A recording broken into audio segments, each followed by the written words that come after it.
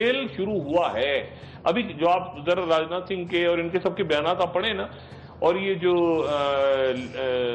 ज़की रहमान लखवी के जमानत के ऊपर वहां से बातें हो रही हैं और ये सारा अब बयान दफ्तर खारजा ने भी सख्त बयान दिया पाकिस्तान के दफ्तर खारजा तो बाबू बैठे हैं उनके सख्त बयान तो मामूल से हटके जवाब दिया ना उन्होंने डिप्टी हाई कमिश्नर को भी बुलवा लिया, सब कुछ कर लिया। ये बातें ये नहीं होते, ये मामला बहुत यहाँ प्रॉक्सी वॉर शुरू हो चुकी है।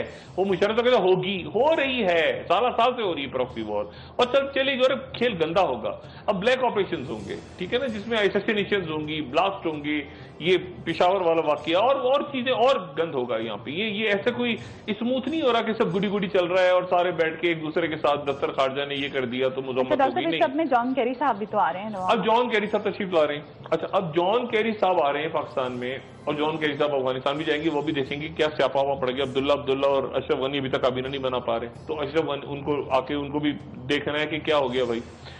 अब मुसीबत ये है इस पूरे खेल के अंदर कि आपकी अस्करी क़यादत और आपके सिविलियंस एक पेज पे नहीं है।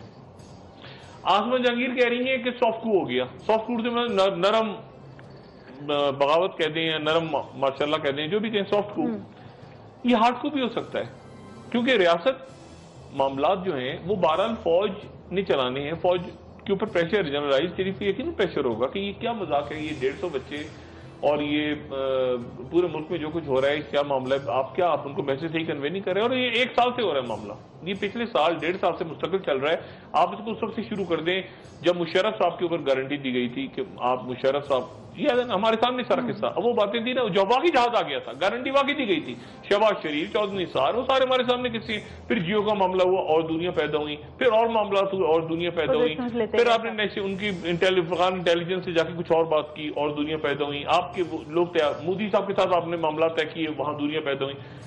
अब दूरियों को करीब करना है और ये काम ये बहुत जरूरी है। आप जनरल राहिद शरीफ ने जो आज बात की है, जो उनकी मैं स्टेटमेंट पढ़ा था ISPR की, बड़े मोहतात अंदाज में उनके अल्फाज होते हैं ISPR वाली, हमारी तरह ऐसी बोंगी नहीं मारते, वो बड़ा एरिया के क्लब्स को कैलकुलेट करके उन्होंने कहा कि सिविलियन और मिलिट्री क़यादत एक सफ़े पे है और कौम की तवक्कुआतें हैं कि एक सफ़े पे रहे इस पूरे मामला में। लेकिन ये तो बज़ाहिर है ना, वो यही कहेंगे, उन्होंने तो ये कहना है फौज ने। मसला ये है कि यहां पर जो आपकी सिविलियन